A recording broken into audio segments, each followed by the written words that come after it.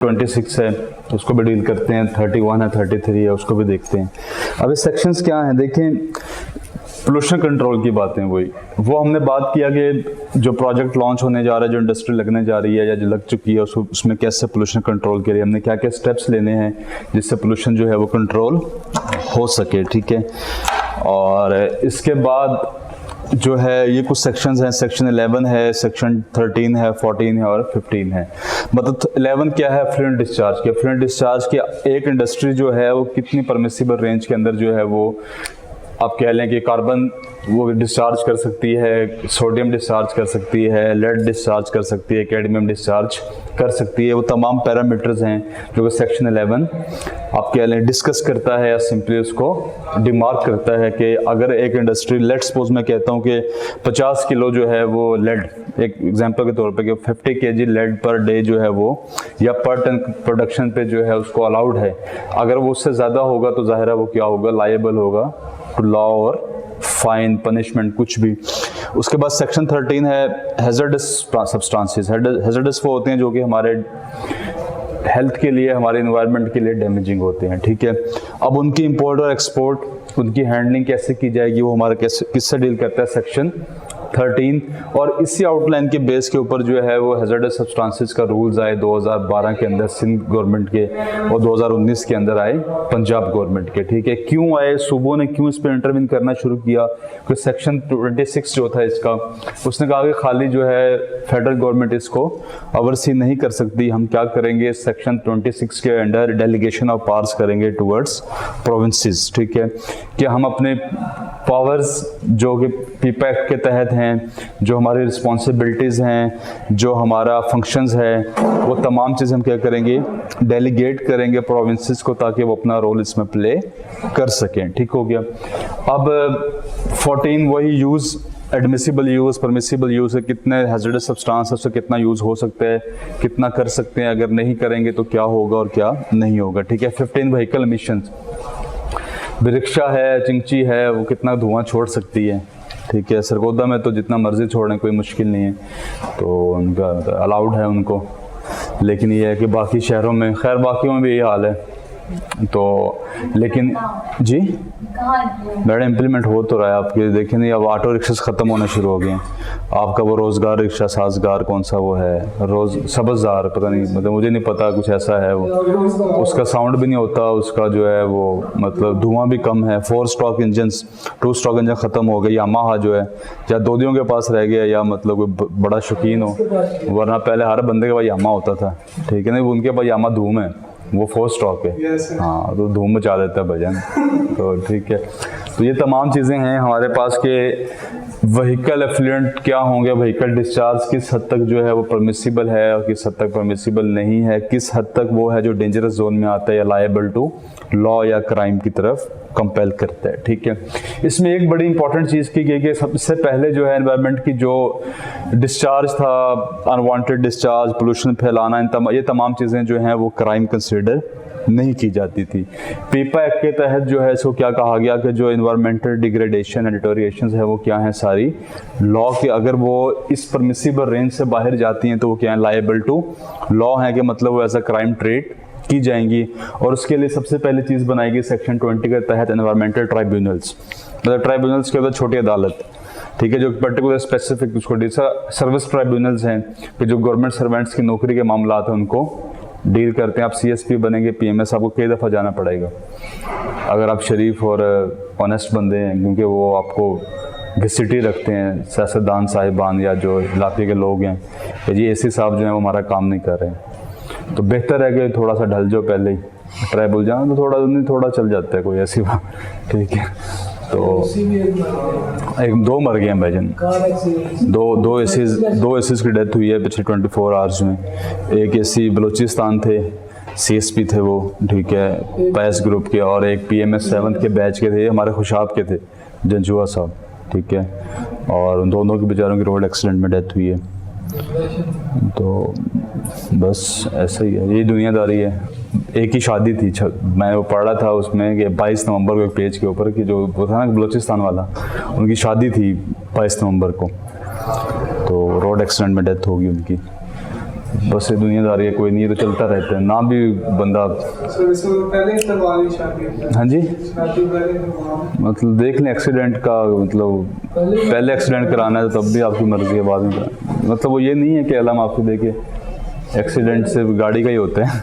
अभी आप छोटे होने से समझ पाए। सेक्शन 20 एनवायरमेंटल ट्राइब्यूनल्स, ठीक है, कि एनवायरमेंटल ट्राइब्यूनल्स में क्या है कि जो एनवायरमेंट से रेलिवेंट केसेस हैं, रिलेटेड केस हैं, वो under okay prosecution, under prosecution लाए जाएंगे, ज़ेरे बहस लाए जाएंगे, ज़ेरे समात। कौन समात करेगा? एनवायरमेंटल मजिस्ट्रेट, जो कि सेक्शन 24 के तहत लगाया जाएगा। उसकी क्या कंपोजिशन होगी? एनवायरमेंटल ट्राइब्यूनल जो सेक्शन 20 डील कर रहा है, उसकी क्या पावर्स होंगी, क्या प्रोसीजर होगा, सारा सेक्शन 20 के अंदर डिफाइन है। सेक्शन 24 बताएगा कौन सा बंदा जो है वो एनवायरमेंटल मजिस्ट्रेट लग सकता है, वो सेशन जज होगा, मजिस्ट्रेट होगा, या वो बाय ऑक्यूपेशन कौन होगा, ठीक है। उसके बाद सेक्शन 17(5) जो कि उसकी पावर्स को डिफाइन करते हैं। जो एनवायरमेंटल मजिस्ट्रेट लगाया जाएगा सेक्शन 24 के तहत, जो कि सेक्शन 20 के तहत एनवायरमेंटल ट्राइब्यूनल्स में बैठेगा, उसकी क्या पावर्स होंगी? उसकी पावर्स में ज़ाहिर है वो फाइन भी कर सकता है, 1 मिलियन तक वो फाइन कर सकता है, वो 6 महीने तक इम्प्रिजनमेंट भी दे सकता है, और अगर फिर भी उसकी बात ना मानी जाए तो वो इस फाइन को और इस इम्प्रिजनमेंट को कंडीशनली बढ़ा सकता है। और एनवायरमेंटल ट्राइब्यूनल के जो फैसले हैं वो हायर कोर्ट्स के अंदर चैलेंज भी किए जा सकते हैं, ठीक हो गया। तो ये एक बहुत बड़ी पीपा एक्ट के अंदर आप कह लें एडिशन थी कि पहली दफ़ा जो है वो एनवायरमेंटल क्राइम्स को जो है वो प्रोसिक्यूशन का हिस्सा बनाया गया, ठीक है। अब ये करता क्या है? पीपा गाइडलाइंस प्रोवाइड करता है, आपको सारा बता दिया, ऑर्गेनाइजेशंस बनाता है, डिफरेंट ऑर्गेनाइजेशंस बनाई, डिफरेंट जो हमारे पास स्टैंडर्ड है उनको स्टैंडर्डाइज किया गया, फ्लुएंट डिस्चार्ज किया होगा, व्हीकल एमिशंस कहाँ तक प्रिस्क्राइब्ड हैं, कहाँ तक प्रोस्क्राइब्ड हैं, ठीक है। तो ये तमाम चीज़ें जो हैं इसमें डिफाइन हैं। अब ये किस तहत करता है? जी सेक्शन 26 बताया, डेलीगेशन ऑफ पावर्स। तो सेक्शन 26 के तहत जो फेडरेशन है, जो फेडरल गवर्नमेंट है, वो अपनी पावर्स, अपनी रिस्पॉन्सिबिलिटीज़ जो हैं वो डेलीगेट कर सकती हैं टुवर्ड्स प्रोविंसेस, ताकि वो भी अपना हिस्सा डालते हुए इसके अंदर इन्वायरमेंट को प्रोटेक्ट करने में अपना किरदार अदा कर सकें। और फिर किस सेक्शन 31 एंड 33, ये दो वो सेक्शंस हैं जिसके तहत पीपा अथॉरिटी जो है, मतलब जो कि एनवायरमेंटल प्रोटेक्शन अथॉरिटी बनाई गई हमारे पास सेक्शन 6 के तहत, कि वो कौन कौन से कहाँ कहाँ कैसे कैसे रूल्स ड्राइव कर सकती है। मतलब क्या हुआ? वैसे रूल्स जो ड्राइव करती है वो करती है पार्लियामेंट ऑफ पाकिस्तान, आइन जो बनाती है पार्लियामेंट ऑफ पाकिस्तान। लेकिन इस अथॉरिटी को इतनी आप कह लें कि एम्पावर किया गया, इसको बोलते हैं वैसे, वो मुझे भूल गया है, एग्जेक्टिव डेलीगेशन या डाउनवर्ड डेलीगेशन होती है, कि अगर पार्लियामेंट चाहे तो वो किसी मिनिस्टर को, किसी ऑफिसर को ये अपनी पावर्स डेलीगेट कर सकती है कि कुछ ख़ास वक्त के अंदर जो है वो रूल्स एंड रेगुलेशन बना सकते हैं। तो कोई रूल रेगुलेशन बनाना है, ऐसा नहीं है कि अथॉरिटीज FPSC है, ऑटोनमस बॉडी है, वो अपने रूल्स खुद बनाती है। हाँ, कुछ उसमें लॉज में अमेंडमेंट्स करनी है, उन्होंने जो बन चुके हैं तो फिर वो कैबिनेट से अप्रूव है। आपको याद होगा PMS की अप्रूवल हो रही है, एज रिलैक्सेशन की, और ये वो, तो ये तमाम चीज़ें।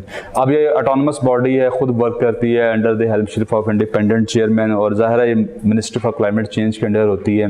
रूल्स रेगुलेशंस नॉर्मली जो बॉडीज़ होती हैं सेमी ऑटोनमस या जो आप कह लें डिपेंडेंट बॉडीज़ होती हैं, उनके मिनिस्टर्स या पार्लियामेंटेरियंस बनाते हैं। इसमें इसको ये दिया गया कि सेक्शन 31, 33 के तहत जो है ये अपने रूल्स एंड रेगुलेशंस फॉर्म कर सकती है। बहुत से रूल्स फॉर्म किए गए। एक बहुत इंपॉर्टेंट रूल है जिसको बोलते हैं NEQS। NEQS क्या है? National environment quality standards Pakistan के, ठीक है, कि हमारे पाकिस्तान के जो एनवायरनमेंट क्वालिटी स्टैंडर्ड्स हैं वो क्या होंगे, वो पीपा ड्राइव करती है। हैजर्डस सब्सटेंस रूल्स बनाए गए, हॉस्पिटल वेस्ट मैनेजमेंट रूल्स बनाए गए। ये ऐसे नहीं है कि मतलब पार्लियामेंट में बनाए गए, बल्कि ये पीपा के तहत जो अथॉरिटी बनाई गई वो इसमें वर्क करती है। जब पावर्स डेलीगेट की गई प्रोविंसेस को, तो फिर यही प्रोविंशियल एनवायरमेंटल प्रोटेक्शन अथॉरिटीज़ बना दी गई। और अब जो है डिस्ट्रिक्ट लेवल के ऊपर डिस्ट्रिक्ट एनवायरमेंटल प्रोटेक्शन अथॉरिटीज़ जो हैं वो हमारे पास वर्क कर रही हैं। नॉर्मली DC उसके है, PHA आपने सुना होगा, एक उसका आम कह लें, ये पाकिस्तान हॉर्टिकल्चर अथॉरिटी जो है, क्योंकि उसका आम है। उसका पर्पस क्या है? शहरों को खूबसूरत बनाना, ग्रीनरी को ज़रा इन्हांस करना, ताकि हमारे इलाके जो हैं वो एनवायरनमेंट फ्रेंडली हो सकें। आपने देखा होगा यूनिवर्सिटी रोड के ऊपर में बड़ी बड़ी फ़ोटोएं बनवाई दरवेशों की, आप वहाँ से गुजरते हैं, आपको खुशी महसूस होती है। वहाँ से सांस तो नहीं ले रहे, वो ऐसे तो नहीं ऑक्सीजन प्रोवाइड कर रहे हैं आपको, लेकिन चलो PHL ने बना दी, खूबसूरती की ना उन्होंने शहर की, यूनिवर्सिटी रोड की। वो अलग बात है, वहाँ वो गाड़ी बाइक नहीं खड़ा कर देते कि नो पार्किंग एरिया, तो आपने बताना नहीं है किसी को। ठीक है, तो ये तमाम चीज़ें हैं। लेकिन ये सब क्या हैं, एग्जीक्यूटिंग आर्म्स हैं, और इन तमाम का पर्पस क्या है कि किसी तरह भी इन्वायरमेंट को प्रोटेक्ट। देखिए, स्टैंडर्डाइज करना, रूल्स बनाना, रेगुलेशन बनाना, अथॉरिटीज़ बनाना, ट्राइब्यूनल्स बनाना, जजेस अपॉइंट करना, ये तमाम किस लिए हैं, ताकि जो इन्वायरमेंट है हमारी प्रोटेक्ट हो सके। उसके लिए दो ही चीज़ें हैं, प्रिजर्वेशन एंड कंजर्वेशन। कंजर्वेशन हमने डिस्कस कर ली, प्रिजर्वेशन वही है कि ये देखिए पोल्यूशन कंट्रोल कि नया जो प्रोजेक्ट लगेगा उसमें पोल्यूशन कंट्रोल के मैकेनिज़म्स को डिफ़ाइन किया जाएगा, और जो पुराना प्रोजेक्ट है उस पर भी दबाव डाला जाएगा कि वो एनवायरनमेंट को प्रोटेक्ट करने के लिए वेरियस स्टेप्स ले, ताकि ज़ाहिर है आप इंडस्ट्री तो बंद नहीं कर सकते। अगर इंडस्ट्री बंद करेंगे तो एक जो इकोनॉमिक साइकिल है वो डिसरप्ट होकर रह जाएगी, लेकिन आप जो उसमें से इफ्लुएंट्स वगैरह प्रोड्यूस हो रहे हैं, जो पोल्यूशन आ रही है, कम से कम आप उसको कंट्रोल कर सकते हैं। ठीक हो गया। तो ये तमाम चीज़ें हैं सेक्शन 31, 33, बहुत से रूल्स आपको बता दिए। और इसमें सेक्शन 17 के मैडम मैंने बताया कि जस्ट जो मजिस्ट्रेट अपॉइंट होगा सेक्शन 24 के तहत, उसकी क्या पावर्स हैं।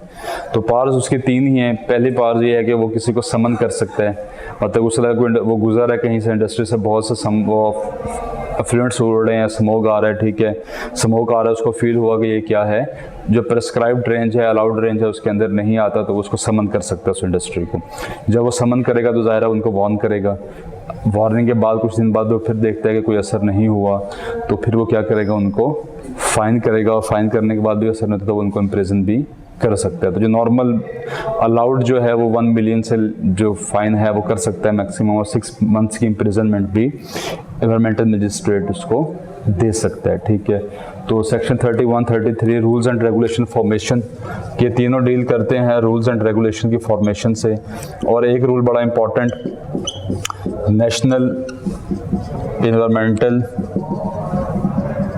Environment quality standards, I think ये बनाए गए 2001 के अंदर। थोड़ा सा डाउट आप इसको देखिएगा कि 2001 के अंदर ये रूल्स बनाए गए सेक्शन 31 और 33, मतलब उनको क्या ऑटोनॉमी दे दी कि अब जब चाहें अथॉरिटी जो है वो एनवायरनमेंट से रेलिवेंट रूल्स एंड रेगुलेशन बना सकती है, बजाय से कि वो पार्लियामेंट का इंतज़ार करें, वो मिनिस्ट्री का इंतज़ार करें वो अपने बिहाफ पे। इसको बोलते हैं ऑटोनमस बॉडी। ठीक है। ऑटोनमस बॉडी वो हैं जो अपने रूल्स एंड रेगुलेशन भी इंडिपेंडेंट, जिस तरह हमारे पास मतलब security and exchange commission of Pakistan है, ठीक है, रेगुलेटरी एजेंसीज हैं बहुत सी, ओगरा ने पर आपने नाम सुना होगा, वो तमाम क्या हैं अपने रूल्स एंड रेगुलेशन बनाने में। अगर वो डायरेक्टली वर्क भी करते हैं तो under the headship of prime minister, उनको मिनिस्ट्री से कुछ भी लेना देना नहीं होता। उनके जो बहुत से फैसले हैं बोर्ड ऑफ गवर्नर्स करते हैं। CSS 22 का सवाल, discuss the functional and organizational structure of federal government in Pakistan. Also discuss the relations of various institutions with the federal government. Institutions यही होते हैं, मिनिस्ट्री के under affiliated institutions, affiliated boards, affiliated institutions के साथ साथ semi autonomous institutions, autonomous institutions, और lastly regulatory agencies. तो ये पूछना चाह रहा था आपसे, तो ज़ाहिर है इसको करने के लिए 15-16 सफ़े चाहिए, बहुत सा स्टेमिना चाहिए और दिमाग हाजिर चाहिए। 20 नंबर का सवाल इस दफ़ा उसने वैसे ज़्यादा की पब्लिक एड के अंदर, लंबे सवाल, लंबे तो खैर वो छोटे भी हो सकते थे अगर आप उसे करना चाहें, जिसको बहुत अच्छा नॉलेज है, लेकिन थोड़े से हट के सवाल थे इस दफ़ा जो कि नॉर्मल पब्लिक एड में। बजट क्या है, process of budget in Pakistan, budget कैसे इकोनॉमिक साइकिल को रेगुलेट करता है, बजट कैसे जो है वो गवर्नमेंट फंक्शनिंग को ओवरसी करने में एक, तो budget as a tool of आप कह लें कि अकाउंटेबिलिटी, कैसे अकाउंटेबल ठहरा सकता है किसी भी गवर्नमेंट फंक्शनिंग ऑर्गेनाइजेशन को। ठीक है, पढ़ा होगा आपने, फाइनेंशियल एडमिनिस्ट्रेशन पढ़ लिया ना सबने, उमेर साहब पढ़ाते हैं बड़े अच्छी, टाइप्स ऑफ बजटिंग क्या है, प्रोसेस ऑफ बजटिंग। मैं आपको क्लू देता हूँ, वैसे मेरे उस्ताद मोहतरम में ये नहीं कह रहा कि उनको मतलब मैं वो कर रहा हूँ सरपास। सेक्शन 77 से लेकर सेक्शन 84 तक, ये जो है आर्टिकल 77 से 84 कॉन्स्टिट्यूशन का, आप देख लीजिएगा। अगर आपको ये आते हैं, आप इतना प्यारा बजट परफॉर्म करेंगे कि ऐसे लगेगा कि आवाम दोस्त बजट है। ठीक है तो हेल्पफुल होता है ना, ज़रा कॉन्स्टिट्यूशन का तड़का लगाओ। जी मैडम 77 से 84 तक आपने पब्लिक एड रखी हुई है, चलें आप क्लास के बाद आ जाइएगा, फिर मैं आपको कुछ आर्टिकल, मेरा तजर्बा ये है, कुछ आर्टिकल्स बताऊँगा 30-35 कॉन्स्टिट्यूशन के, वो आपको पब्लिक एड और पाकिस्तान अफेयर्स में बड़ा स्मूथली सेल करवा देते हैं। आपको अच्छी बच्ची पता लग जाती है चीज़ों की और वो आप बड़ा अच्छे से उसको कर सकते हैं, ठीक है।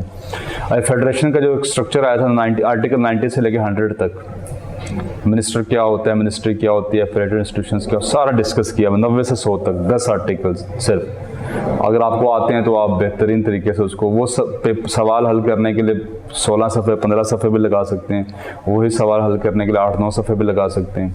और अब उसको बताएंगे कि 91 के तहत जो है कैबिनेट क्या होती है, 95 के तहत मिनिस्टर्स क्या होते हैं, स्टेट मिनिस्टर्स क्या होते हैं, एडवाइज़र्स क्या होते हैं, मिनिस्ट्री होती क्या है, डिवीज़न होता क्या है, एडिशनल सेक्रेटरी क्या होता है, फुल सेक्रेटरी क्या होता है, जॉइंट सेक्रेटरी क्या होते हैं। देखिए 2 आर्म्स होते हैं ना, एक होते हैं एग्जीक्यूटिंग और एक होते हैं मतलब कि आप कह लें कि जो लीगल वो लेजिस्लेटिव होते हैं, ठीक है। लेजिस्लेटिव जो है वो ज़्यादा मिनिस्ट्री है, डिवीज़न है। अब उसके साथ ब्यूरोक्रेसी ने भी काम करना है, मिनिस्टर के साथ जो काम कर रहा होता है उसको हम सेक्रेटरी बोलते हैं। Secretary finance, secretary defence, secretary सब क्या है, इनके नीचे बहुत से एडिशनल सेक्रेटरीज वर्क करते हैं, फिर जॉइंट सेक्रेटरीज वर्क करते हैं, फिर डिप्टी सेक्रेटरीज होते हैं, फिर सेक्शन ऑफिसर जो आप और मैं PMS करने के बाद 2-4 साल के लिए लगते हैं जाके, ठीक है। और उसके बाद जो है rank and file 16 and below, superintendents वगैरह, हेड क्लर्क, कासिद, नायब कासिद, दर्जा 4 अंदी नौकरी, सुना होगा आपने, ठीक है। तमाम चीज़ें ये आर्टिकल मैं आपको बता दूंगा यार, मतलब जहाँ एंड पे बताना मैं आपको लिख दूंगा, वो आपको हेल्पफुल रहेंगे काफ़ी, ठीक है। सफ़ा इसको पे सफ़ा कह रहा हूँ, ये बोर्ड मिटा के ना फिर सारा लिख देंगे। इसमें कोई बात पूछिए पीप एक्ट के अंदर समझ आई पढ़ने की, मुश्किल लगता है, अजीब लगता है, गुस्सा आता है, दुख होता है, लेकिन ये है कि एक दफ़ा पढ़ना जो है वो कहते हैं ना, इसमें मैडम कुछ हद तक है, हाँ, लेकिन इसको थोड़ा एलेबोरेट नहीं किया वो उसने। साथ एक DVD आती है, पता नहीं मैंने 2 किताबें एक किसी दोस्त ने गिफ्ट की थी और एक मैंने खुद ली थी। DVD मैंने आज तक नहीं पढ़ देखी इसकी कैसी है। सुना है कि उसमें पूरे जो लॉज है ना वो राइट अप किए हुए उसने, हाँ, स्लाइड्स बने हुए और कुछ ऐसा है। मैंने वो नहीं देखा, लेकिन अगर आप देखना चाहें तो वो देख सकते हैं। ना भी देखें तब भी इनफ है, अगर वो CD ना भी देखें तो कोई ज़रूरी नहीं है कि आप नंबर अच्छे नहीं ले सकते, आ जाते हैं।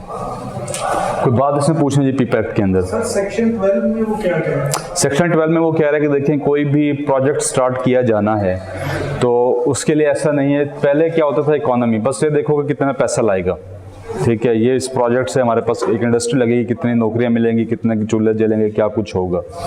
जब 1983 के अंदर, फिर 1987 के अंदर कॉमन फ्यूचर रिपोर्ट आई ब्रंटलैंड की, और उसके अंदर कहा गया कि नहीं, ऐसा नहीं है कि हम खाली इकोनॉमी को देखें, बल्कि 3 बॉटम लाइंस जो हैं वो आप कह लें कॉन्सेप्ट आया 3 बॉटम लाइंस का। वो क्या था, जॉन एक्लिंगटन का भी कॉन्सेप्ट था ये 3 P's वाला, कि सोसाइटी, उसके बाद जो है एनवायरनमेंट एंड लास्टली इकोनॉमी। अगर कोई ऐसी चीज़ जो कि इकोनॉमी जनरेट करे, फाइनेंशियली वाइबल हो, सूटेबल हो, इन्वायरमेंट फ्रेंडली हो और सोसाइटी में जो है वो आप कह लें कि उसके लिए एक्सेप्टेबल हो, उसका नुकसान ना करे या उसकी इंक्लूसिव हो, तो वो क्या होगी, सस्टेनेबल डेवलपमेंट। अब उसके तहत जो है सेक्शन 12 के तहत क्या बनाया गया, कोई भी नया प्रोजेक्ट अगर लॉन्च होगा तो हमें खाली जो है वो DC से अप्रूवल नहीं लेनी पड़ेगी, हमें जो है वो कहीं बाकी दफ्तरों से जहाँ से अप्रूवल लेते हैं आप, उसके साथ साथ हमें जो एनवायरमेंटल प्रोटेक्शन अथॉरिटी होगी उस सूबे की, उससे भी अप्रूवल लेनी पड़ेगी, ताकि हमें पता चल सके कि उसके जो एनवायरमेंट पे इम्पैक्ट्स हैं वो कितने डैमेजिंग हो सकते हैं। उसके लिए सेक्शन 12 के तहत क्या बनाया गया, IEE क्या है, इनिशियल इन्वायरमेंटल एग्जामिनेशन, कि आप एक प्रोजेक्ट लॉन्च कर रहे हैं, आप जाएंगे कि अब मैं एप्लीकेशन देना चाहता हूँ कि वो मेरा क्या होना चाहिए, अप्रूव होना चाहिए ना। सोसाइटी अप्रूव कराई, TMA से, बल्दिया से, कंट्रोलमेंट बोर्ड से बिजली लगवाई, ये किया वो किया, NOCs लिए, आपने NOC लेना, आप जाएंगे। अब NOC के लिए ज़ाहिर आप गए, उन्होंने देखा ठीक है जी हम आएंगे। अब एक तरीका तो यह कि आप उनको आने ना दें, तो वो आप समझ गए होंगे। तो दूसरा तरीका ये, अगर वो आ ही गए हैं तो फिर भी आपके पास मौका होता है। तो लेकिन अगर आप बहुत शरीफ बंदे हैं बिल्कुल मेरी तरह, तो आप क्या करेंगे, कहेंगे जी जो करना है तुम देखो करो, ठीक है। वो नहीं तंग, फिर ज़ाहिर है वो तो फिर होता ही है। तो फिर आप अंकल कायद आज़म को कॉल कर सकते हैं, उनका मतलब रुका लेके जा सकते हैं, उनका ऑटोग्राफ लेके जा सकते हैं, खाली फ़ोटो भी ले जाएं तब भी काम चल जाता है, ठीक है। तो अब क्या हुआ कि वो आए, उन्होंने चेक किया, उन्होंने कहा यार जो इनिशियल एनवायरमेंटल वो है ना एग्जामिनेशन है, इसके मुताबिक तो प्रोजेक्ट ठीक है, परमिसिबल रेंज के अंदर है, बहुत नुकसान नहीं होगा, 15-20 दरख्त कटेंगे, कंपनी वालों ने वादा किया कि जब हमारा प्लाजा तैयार हो जाएगा हम साइडों पर दरख्त लगा देंगे, हाँ इंडोर आउटडोर जो है वो ग्रीनरी कर देंगे तो वो गुजारा चल जाएगा, रिस्टोर हो जाएगा, ठीक है। अगर लॉस बहुत ज़्यादा होता है, वो उस रेंज से बाहर चला जाता है, तो फिर हम क्या परफॉर्म करते हैं, एनवायरमेंटल इम्पैक्ट असेसमेंट। फिर हमें ज़रा प्लाजा तो बनाना है, वो तो हमें इंडस्ट्री तो चलानी है, लेकिन हम क्या करेंगे, उसके इम्पैक्ट्स को मिटिगेट करने की कोशिश करेंगे, या कुछ ऐसा मैकेनिज्म ड्राइव करेंगे कि जो उसका नुकसानात हैं वो कम से कम हो सकें। और उसके बाद हम एक कह लें कि एग्रीमेंट करेंगे उस प्लाजे वाले भाई से या उस प्रोजेक्ट वाले भाई से कि आप इस प्रोजेक्ट के लगने के बाद कि मतलब फ़र्ज़ करें हम कहते हैं आप मोहल्ले में एक घर बन रहा है आपके, उसका लेंटर डलना है, तो आपको पता है वो बजरी गिराएंगे और वो बंद करेंगे, गली बंद करेंगे, आप क्या करेंगे, आप उन्हें कहेंगे भाईजान हमारे मेहमान आने हैं, रात इशा के बाद आपने मगरिब से पहले पहले इसको वाइंड अप कर लेना है, और जो आप देख पकाएंगे वो थोड़े चावल हमारे घर भी भेजने हैं। या आपने क्या कर लिया, कंपलसेट कर लिया कि यार चलो ठीक है काम चल रहा है, बेचारे को लेंटर डालने दो, चावल भी आ जाएंगे साथ साथ, वो मगरिब तक जो है वो गली भी खाली कर देगा। अब ये कब हुआ, ये इसको बोलते हैं एनवायरमेंटल इम्पैक्ट असेसमेंट, कि आपने उसको मिटिगेट भी कर लिया, उसका काम भी चल गया, जो लॉस था वो भी कम से कम हो गया, चावल भी जुड़ गए, उसके बाद आप फॉलो अप भी उसको करते रहिए। अगली दफ़ा जब उसका रेत आएगा आप कोशिश करेंगे यार थोड़ा सा साइड पे गिराएं ताकि मेरा बाइक ये होता ना मोहल्लों में, हमारे साथ भी ऐसा होता था, ये मुँह पाक में सारे घर, हम पहला घर था साइडों में सारे नए घर, रोज़ वो रोड बंद कर लेते थे, कभी वो जो है बजरी आ गई, कभी रेत आ गया, कभी कुछ आ गया। अभी क्या हो रहा है, ये एक असेसमेंट को, इम्पैक्ट को जो है वो मॉनिटर किया जा रहा है। उसके बाद फिर लास्ट स्टेप जो होता है फॉलो अप, इसके 12-13 स्टेप्स हम देखेंगे कि कैसे कैसे वर्क करते हैं। और लास्ट स्टेप है फॉलो अप, कि जब वो लग गया, EIA फॉलो अप बोलते हैं उसको, तो आप उसको फॉलो अप करते रहते हैं 6 महीने बाद, साल बाद के जो हमारे कमिटमेंट्स हुई थी या जो हमने मैकेनिज्म ड्राइव किया था कि हम उसके मुताबिक काम कर रहे हैं या नहीं कर रहे हैं। होता किसके तहत है, सेक्शन 12 ऑफ पीपा के तहत, ठीक है।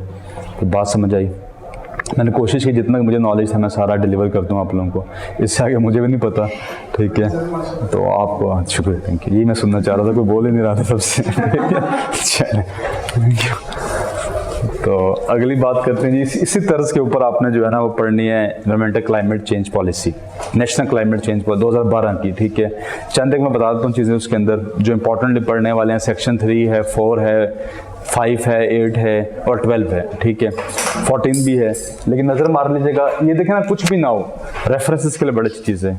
अगर वो आपको एयर पोल्यूशन की बात करते हैं, आपने 20 नंबर का सवाल आ गया एयर पोल्यूशन के ऊपर, आपने जब उसकी रिकमेंडेशंस लिखनी है तो आप सिंपली क्या कर सकते हैं, हम कहते हैं सेक्शन 15 के तहत जो व्हीकल एमिशंस हैं उनको परमिसिबल रेंज में लाना चाहिए, या व्हीकल एमिशंस जो उसमें स्मोक निकलता है, फ्यूम्स निकलते हैं, उसको करना चाहिए। और इस मकसद के लिए हमारे पास एक लीगल फ्रेमवर्क मौजूद है, पीपा एक्ट का सेक्शन जो 15। अब आपको उसने पूछा नहीं लेकिन आपने धक्के से घुसा दिया, लेकिन बिलीव करें आपके हॉल में बैठे हुए जो 5-10 बच्चे होंगे सिर्फ उन्हें ही पता होगा, ये होता है डिफरेंस क्रिएट करना।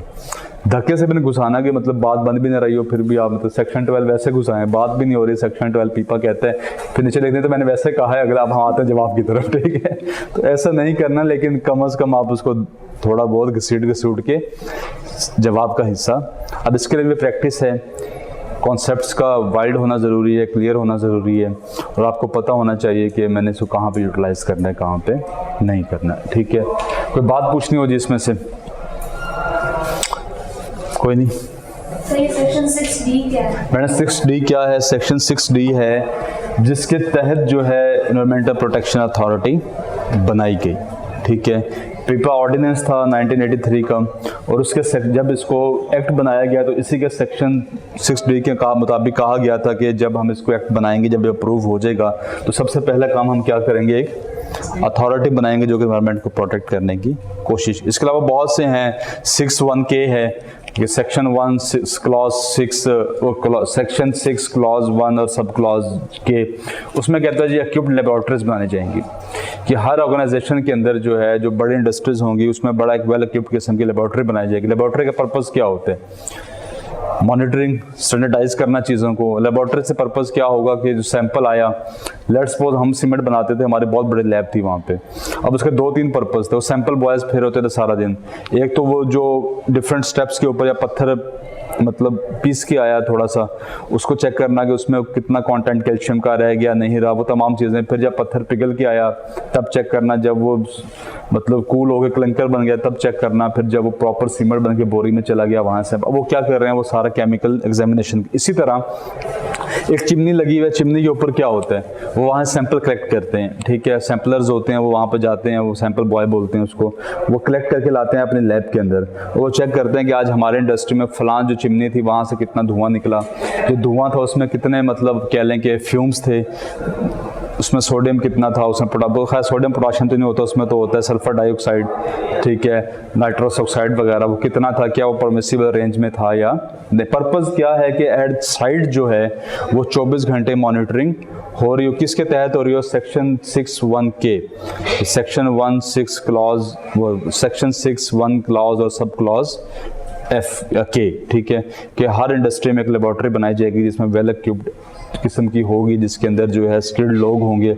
उनका पर्पज़ क्या होगा कि 24 घंटे मॉनिटरिंग की जाए, इंडिजिनियसली मतलब इंटरनली मॉनिटर किया जाए चीज़ों को, ठीक। तो हम इतना इन डेप्थ जाने की ज़रूरत नहीं है, ये कुछ इंपॉर्टेंट थे जिनको आप रेफरेंस के तौर पे कोट भी कर सकते हैं। और वो क्रिटिकल एवेल्यूएट कहते हैं पीपैक्ट को, तो आप इसमें काफ़ी हद तक उसको एवेल्यूएट कर सकते। बाकी आप इसकी सक्सेस और जो फेलियर है वो जाहिर है, जब आप सारा पढ़ लेंगे तो आपको अंदाज़ा हो जाएगा। 1-2 आर्टिकल्स पढ़ लीजिएगा इसके ऊपर, तो कुछ उसमें चेंजिंग्स भी ला सकते हैं आप। और जब आप पूरा एक पढ़ लेंगे ना तो आपको खुद अंदाज़ा होगा कि कहाँ कहाँ पे वीकनेसेस हैं, कहाँ पे फ्लॉज हैं, क्या क्या चेंजिंग्स, मतलब आप इसमें कह सकते हैं इन्फोर्समेंट का जो वो मैकेनिज्म है वो वीक है। जो ट्राइब्यूनल्स हैं वो पब्लिक अवेयरनेस नहीं है, लोगों को पता ही नहीं है। आपको पता है ट्राइब्यूनल का, कंज्यूमर कोड का पता है आप लोगों को? मुझे कंज्यूमर कोड का 2015 में पता चला, नहीं पता ना मैडम। कंज्यूमर कोड ये है कि आप मेकअप लेके आई हैं और वो एक्सपायर आ गया, या उन्होंने आपको बीबी क्रीम दी है लेकिन उसमें ग्लूटाथायोन नहीं था, ऊपर लिखा हुआ था कि विद विटामिन सी ग्लूटाथायोन, तो आप जाके केस कर सकते हैं कि 3 दिन में कहा था मेरा रंग गोरा होगा तो हुआ नहीं, ठीक है। उन्होंने कंपनी ने कहा था ना आपको 3 दिन में रंग गोरा होगा, मर्करी फ्री होती है वो, ठीक है। 3 दिन में रंग गोरा नहीं हुआ तो आप जाके वहाँ कंज्यूमर कोर्ट में केस कर सकती हैं। मतलब मैं लड़कियों के आपको याद रहेगा, मैं ये नहीं कह रहा माफ़ी देखो कि मतलब पॉइंट नहीं मार रहा आपको, मैं ये बता रहा हूँ कि इसमें याद रहता है, मर्दों का अपना, ख़वातीन का अपना। अब आप 3 दिन बाद, वो दोस्त था उसने ग्रैंडी से कपड़े सिलवाए, उन्होंने उसका सूट जो है ना वो ख़राब कर दिया, वो कंज्यूमर कोर्ट चला गया, वो था ऐसा ही मतलब। तो मुझे पता चला कंज्यूमर कोर्ट भी कोई भला है, और उनको फ़ाइन हुआ था, 7,000 रुपये फ़ाइन हुआ। उन्होंने सूट वापस किया, नया बना के सी के दिया, स्टिचिंग वापस की और 7,000 रुपये फ़ाइन पे किया। तो मतलब इसलिए ये नहीं है कि खुद फाड़ के ले जाओ कि भाई मेरा सूट फाड़, ग्रैंडी वाला मेरा सूट फाड़ता, उसमें फिर नुकसान भी हो। वो कई अर्सा जो घेरिंग चलती रहती हैं, ये कंज्यूमर कोर्ट है। तो इसी तरह एनवायरमेंटल ट्राइब्यूनल्स, मुझे तो आज तक नहीं पता था ये पढ़ने से पहले कि ऐसे अदालतें भी होती हैं जहाँ पे एनवायरनमेंट के मुतालिक जो है वो केसेस सुने जाते हैं, ठीक है। ईपा पता था, एनवायरमेंटल प्रोटेक्शन अथॉरिटी, वहाँ पे आते थे प्लांट पे। जो डीएमओज होते हैं जिनको हम बोलते हैं district monitoring officers, PMS officer होते हैं वो, ठीक है। सरगोदा में भी हमारे हैं डीएमओ साहब, बल्कि इस अकेडमी के सर के स्टूडेंट हैं इमरान साहब के, तो वो आए भी 2-3 दफ़ा यहाँ पे। तो अब वहाँ पे जो है डीएमओज आते थे, वो मॉनिटर करते थे, चीज़ें देखते थे, चले जाते थे, ठीक है। तो लेकिन ट्राइब्यूनल्स भी हैं, बाकायदा जज भी बैठते हैं वहाँ पे, जिरा भी होती है, बहस भी होती है, सज़ा भी हो सकती है। ये चीज़ एक नई थी, कम अज़ कम पाकिस्तान में 1997 के अंदर वो इंट्रोड्यूस करवा दी के, ठीक है। बात समझ आ गई। अब स्टार्ट करते हैं अगली बात। बाकी स्टार्ट करते हैं, मैं चंद एक बता देता हूँ आपको points national climate change policy के, देख लीजिएगा उसको, और उसके बाद कॉन्सेप्चुअल उसके ऊपर आते हैं, ठीक है।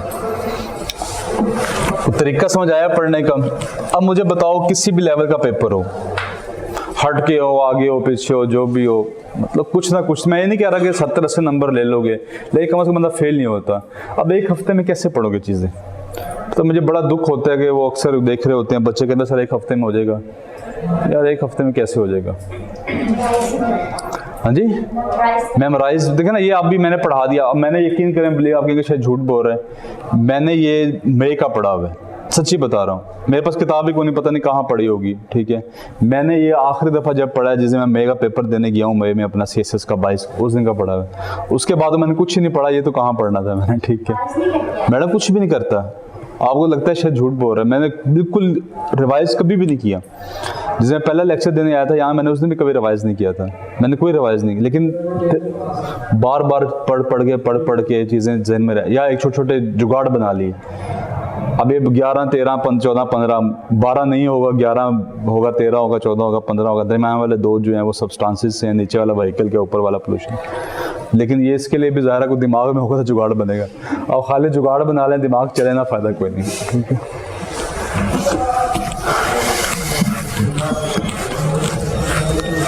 लेकिन मैं आपसे ये नहीं कह रहा कि आप भी ऐसे ही करके आएँ। आप भाई रात को पढ़ के जाएँ, पेपर दे के वहाँ लिखाएँ। तो मुझे तो 2.5-3 साल हो गए धक्के खाते हुए इस काम। धक्के तो नहीं करके आना चाहिए, मतलब बड़ा मज़ा आ रहा है इस जर्नी में रिफ़ाइन होते हुए। ये क्या रिफ़ाइन होते हुए, ठीक है। तो आपको ज़ाहिर भी टाइम लगेगा, हो सकता 3 साल बाद आप मेरे से भी आगे हो। 3 साल भी तो है ना, इसलिए आप ये कहेंगे जी हम तो भी करते थे। जब टीचर ने आगे पढ़ाना ना, अली कलियार साहब का नाम सुना होगा आपने, अली साले कलियार साहब, ठीक है। फिर सर रिजवान आते थे, यासिर रिजवान, वो भी एसी हैं। 2013 में शायद उन्होंने PMS किया था, ठीक है। अब तो DC होने वाले हैं। वो पढ़ाते हैं, पहले सर इतना याद कैसे रहे थे आपको, तो वो भी नहीं करते थे रिवाइज। ज़ाहिर है वो नए अभी एलोकेट हुए थे, तो वो कहते हैं यार जब हो जाते हैं हम बड़े हैरान, सर ने आगे बोर्ड भर दिया, फर बोले जा रहे हैं तोते की तरह, ये कैसे हो रहा है। तो लेकिन जब खुद देखा कि नहीं यार 2-2.5 साल की मेहनत की हो तो सोचते हैं आप क्वेश्चन कैसे याद रह जाते हैं। और MCQ से मेरा याद करने बेवकूफ़ी है। MCQ याद करना आप जो पेपर में आया था वो आपको याद है? हाँ, वो इस तरह याद रहते हैं। देखिए 2 चीज़ें आपको बड़ी याद रहती हैं, जो गलत हो जाए, ठीक है, वो ज़िंदगी भर नहीं भूलती। बिलीव करें, मुझे जितने याद है ना आज तक, मेरे तकरीबन सारे गलत थे। या कोई ऐसा होता है जो आपने पहले से पढ़ा होता है और आपके ज़हन में चल रहा होता है, पेपर में आता है, आप ठक करके मुस्कुराते हैं और उसका निशान लगा देते हैं, फिर वो ज़िंदगी भर नहीं भूलता, ठीक है। अब मुझे इसका पूछें 22 का एक याद नहीं, एक MCQ याद है, वो था इसका, बुक पूछी थी उसने, ठीक है। बुक हाँ, वो थी द नेचर्स प्रिंसिपल, ठीक है, और वो था लॉ ऑफ रिचर्ड। मैंने वो कहीं पढ़ा था किताब को। वो नेचर प्रिंसिपल क्या है कि हमें जो है ह्यूमन सर्वाइवल के लिए, सेफ्टी के लिए और वेल बीइंग के लिए अल्टीमेटली जो है वो नेचर की तरफ दोबारा वापस आना पड़ेगा। ये उसका पूरा क्रक्स है, लॉ ऑफ रिचर्ड की बुक है, ठीक है। उसने वो पूछा, बिलीव करें जितने लोग मेरे साथ किसी को नहीं आता था। मैंने कभी ज़िंदगी से नज़र से गुजर गया, जहन में रह गया, दाग लग गया, ठीक है। तो इस तरह काम। अब पाकिस्तान हार्ड कंट्री ज़िंदगी में नहीं पढ़ी, ऐसे लोगों ने सुनी यार बड़ी अच्छी किताब है पाकिस्तान हार्ड कंट्री, ठीक है। किसकी है यार, फलां की है, अपने याद नहीं रहते। मुझे आप लोगों किसी का नाम याद नहीं, आपका याद हुआ बतिया मैडम या बख्तावर, 2 लोगों का नाम याद है, इमरान आज के राब्ते में, ठीक है, वरना किसी का नाम मुझे अवैस, आप अवैस हो ना, ठीक है। अब वो शहजादा बैठा, मुझे नाम नहीं पता, इन 2 मैडम्स का मुझे नाम नहीं पता, इन मैडम का नाम नहीं पता, तो लेकिन वहाँ पे क्लिक कर गया तो काम चल गया। तो इस तरह होता है, इसलिए आप MCQs को फोकस ना करें, आप पढ़ते रहें, छोटे छोटे पॉइंट्स बनाते रहें, इंशाल्लाह 12, 13, 15 MCQs लग ही जाते हैं। और 12 MCQs बड़ी जान होती है। तो अगर आप एक कहें ना कि भाई मेरे 12 MCQs ठीक हुए हैं, तो 12 MCQs ढेर सारे MCQs हैं, लेकिन हर एक में 12-12 भी आए आपके, तो कितने नंबर मिलते हैं आपको? 11 सब्जेक्ट्स हैं। तो मतलब मैडम वो मैं ऑब्जेक्टिव की बात कर रहा हूँ, ठीक है। वैसे 12 तो वैसे तो मुश्किल हो जाएगा, तो लेकिन वो भी बड़े हैं यार 12। अच्छा, अगली बात स्टार्ट करते हैं जी। National climate change policy NCCP 2012 के अंदर आई। 2 चीज़ें देखने वाली सिर्फ, एनवायरमेंटल प्रोटेक्शन कौंसिल और दूसरी जैसे वहाँ पे अथॉरिटी थी, ऐसे ही एक अथॉरिटी बनाई गई, ठीक है। आपको कोई बात पीपा में कोई बात बुरी लगी, मतलब बुरी से मुराद है कुछ कमी लगी?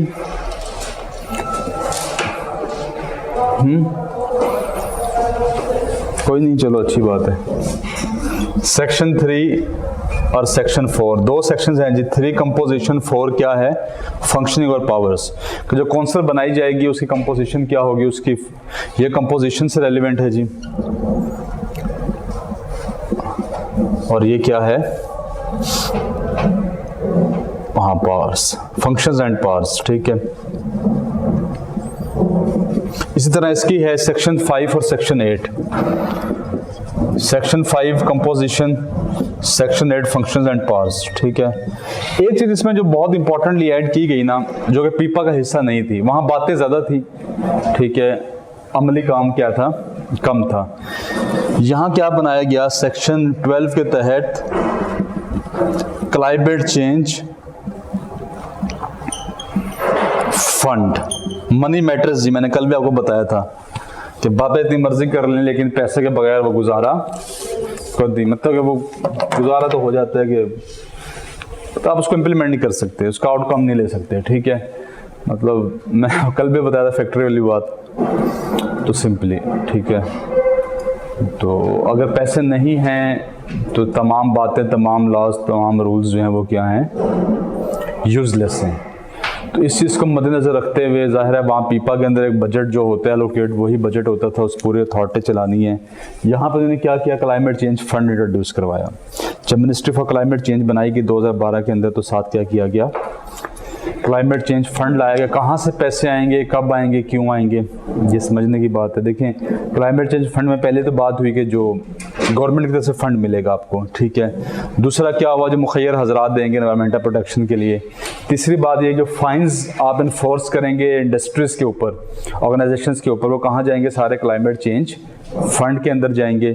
और वो पूरा एक हेड बन जाएगा, जब आपको क्लाइमेट को फाइट करने के लिए, एनवायरनमेंट को प्रोटेक्ट करने के लिए ज़रूरत होगी पैसे की, तो वहाँ से आप निकाल लेंगे, ठीक हो गया। तो एक तरह की कमेटी कह लें कि पैसे आते रहते हैं, आते कहाँ से हैं, गवर्नमेंट फंड से, जो आपने मतलब मुखैर हज़रात से अपील की, अवेयरनेस की, जो बाहर से आते हैं लेंडर, डोनर्स वगैरह, वर्ल्ड बैंक कहते हैं, अभी एशियन डेवलपमेंट बैंक ने कल पैसे दिए आपको, ठीक है, कोरोना वैक्सीन के लिए दिए, ये 10 बिलियन ट्री सुनामी ऐसे थोड़ी लग गया, ठीक है। तो ये डेवलपमेंट बैंक्स बड़े बड़े जो हैं सारे आपको पैसा देते हैं कि आप एनवायरनमेंट को, एनजीओज आती हैं, एनजीओज वर्क करती हैं, वो पैसा देती हैं कि आप इसको, तो मियाँ साहब को 10 अरब पाउंड दिए गए मतलब सैलाब ज़दगान के लिए, वो अलग बात है, वापस चले गए, मतलब वो खुद ही ले गए, उन्होंने कहा कि यहाँ ज़रूरत नहीं है।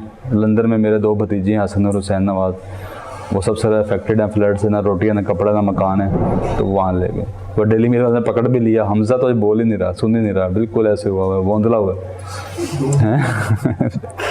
तो ये तमाम चीज़ें हैं कि कहाँ से फ़ंड आएगा, कहाँ यूटिलाइज होगा। सेक्शन 12 के तहत तमाम चीज़ें जो हैं इसमें डिफ़ाइन कर दी गई हैं। ये पीपा में नहीं था, लेकिन यहाँ पे इसको, और फिर बाकी तमाम चीज़ें वही हैं। अथॉरिटी, कौंसल बनाई गई। कौंसल से मतलब अथॉरिटी क्या होती है, जो कि प्रैग्मेटिक हो। प्रैग्मेटिक से मुराद क्या है, जो है एक्शंस लेती है, फंक्शन करती है, वर्क करती है। और जो हमारे पास अथॉरिटी होती है, वो कौंसल होती है, वो क्या होती है, आप कह लें कि जो दिमाग से चलती है। कौंसल क्या होती है कि कौंसल ऑफ कॉमन इंटरेस्ट, कि वहाँ पे थिंक टैंक्स बैठते हैं, चारों सूबाई वज़ीर आला बैठे, प्राइम मिनिस्टर बैठा, और किसी बात पे कंसेंसस डेवलप करने की कोशिश की। आर्टिकल्स 153, 154 में सेंट्रल प्रोविंस रिलेशनशिप PMS 22 में भी आया, CSS 22 में भी आया, पब्लिक एड के अंदर, कि सेंट्रल प्रोविंस रिलेशनशिप को आप डिस्कस करें। और सेंट्रल प्रोविंस रिलेशनशिप क्या है, पर्टिकुलरली आफ्टर 18th अमेंडमेंट, कि फाइनेंशियली क्या चेंजिंग्स आई, NFC अवार्ड आया, एडमिनिस्ट्रेटिवली क्या चेंजिंग्स आई, बहुत सी पावर्स जो है वो डेलीगेट की गई, रेजिड्यू पावर्स, कंकरेंट पावर्स जो हैं वो सूबों को दे दी गई। और उसके बाद तीसरी चीज़ जो है वो है एडमिनिस्ट्रेटिव चीज़ें, मतलब एडमिनिस्ट्रेटिव चेंजिंग, फाइनेंशियल होगी, पॉलिटिकल होगी, और तीसरी फाइनेंशियल होगी NFC, पॉलिटिकल होगी कि भाई जो वो दिया गया लोकल बॉडी सिस्टम दिया गया। उसके बाद गवर्नर राज का रास्ता रोक दिया, रोका तो नहीं गया, लेकिन ये है कि कम से कम उसको कॉम्प्लेक्स कर। अभी सुना होगा आपने, गवर्नर राज की बात गश थी। अगर वो 18वें अमेंडमेंट से पहले होता तो क्या होता, president prime minister of Pakistan कहता जी कि सूबे में गवर्नर भेजता जी हालात ख़राब हैं, गवर्नर राज लगा दिया जाए। 18वें अमेंडमेंट में क्या हुआ, ठीक है, यू आर वेलकम, आप लगाएं गवर्नर राज, लेकिन 90 दिन के अंदर क्या होगा कि उस प्रोविंशियल असेंबली से उसको अप्रूव करवाना पड़ेगा। अगर 90 डेज में अप्रूव नहीं कराते, 90 दिन बाद गवर्नर राज ख़त्म हो जाएगा और दोबारा उस टर्म के अंदर गवर्नर राज नहीं लगाया जा सकता। और जो कि ऑफिस बेरर्स हैं, जो गवर्नर है जो भी है, उसके अगेंस्ट स्पीकर जो असेंबली का होगा, वो आप कह लें कि प्रोसीडिंग स्टार्ट कर सकता है विद इन द असेंबली। तब भी ये अब नहीं लग रहा कि 90 दिन में अगर लगा भी 90 दिन के लिए, ज़ाहिर प्रोविंशियल असेंबली तो तरीके इंसाफ की हम मतलब पॉलिटिकल उससे हट के देख रहे हैं सिर्फ समझने के लिए। 90 दिन में अगर वो नल एंड वाइड या उसके खिलाफ जो है वो वहाँ पर करारदाद मंजूर होती है और नल एंड वाइड कर देती है पार्लियामेंट, तो जो उसकी असम्बली है तो ख़त्म हो जाएगा। और उसके बाद एक लंबा रास्ता है प्रोसीडिंग स्टार्ट करने का और उसके बाद विक्टिमाइज करने का या कुछ भी करने का। ठीक है, FIR इज़ समथिंग उस पर हम नहीं आते, हम तो सिर्फ अपना पब्लिक एड के बारे में पढ़ रहे हैं। गोलियां कहाँ लगी, क्यों लगी, कैसे लगी, हमारा कंसर्न नहीं है। ठीक है, हम अच्छे बच्चे हैं, शरीफ लोग हैं। लॉन्ग मार्च कल आ रही है, कोशिश कीजिएगा। मुझे लग रहा है कल छुट्टी हो जाएगी अकेडमी। कह रहे हैं यहाँ पे उसका कोई वो है 3 बजे ख़ताब है यहाँ कैंची मोड़ का, हाँ असद उमर का, तो जनरल उमर का बेटा। बिल्कुल ऐसे जनरल का बेटा क्या होता है, मतलब अनटचेबल्स होते हैं, अछूत होते हैं, या वो मतलब अबव द लॉ होते हैं, कुछ भी नहीं होता। देखना जनरल का बेटा था, पढ़ा लिखा था, उसको उन्होंने कहाँ भेज दिया, बाहर पढ़ने के लिए, IBA भेज दिया। फौजियों के सबसे थका हुआ बच्चा होता है ना, उसको दोबारा फौज में भेज दिया। हाँ मैं आपको हकीकत बता रहा हूँ, मेरे ख्याल में बड़े से फौजियों कहते हैं यार डॉक्टर बन जा सिंधु के लिए अमेरिका, MLA दे और जाके प्लेब्स दे और जाके अमेरिका बैठे। ये जो है इसको बनाते हैं बिजनेस में, ढक गया इसमें जड़ना, FSC कराओ तो चलो। ना कि आपको मैं माइंड सेट बता रहा हूँ, इसमें झूठ वाली गलत बात नहीं है। ऐसे ब्यूरोक्रेट्स का भी ताल्लुक है, वो कहते हैं कि यार जो मतलब ढीठ है उसको ब्यूरोक्रेसी की तरफ ले आओ दोबारा से वापस, इसको लगा दोगे, लगा रहे 5-7 साल धक्के खाता रहे। जो कि पढ़ने वाला होता है उसे कहते हैं कि तू जो है वो अमेरिका चला जाए या इंग्लैंड चला जाए, कहीं और चला जाए। जो माइंड सेट होता है हमारा, तो इससे हम कहते हैं जो पढ़ता नहीं उसको बाहर भेज दो। पिंडों में होता है नहीं पढ़ने में बाहर घल दो, या वेल्डिंग सिखा दो मैट्रिक के बाद। अगर माड़े का गरीब का बच्चा है, अगर चौधरी का बच्चा कहते हैं नहीं वेल्डिंग तो पुत्र नहीं कर सकता मेरा है, तो बाहर घल दो। 4 साल था बाहर से आता है, बल्ले बल्ले जनाब मौजे, परफ्यूम खोल के सबको देते हैं।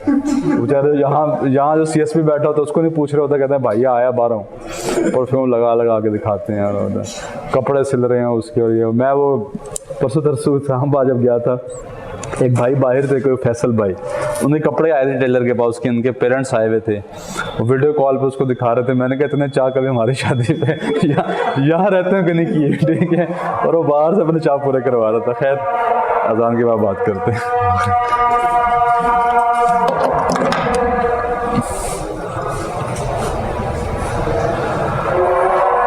इसको लिख लें यार, फिर मैं मिटा दूँ, लिख लें।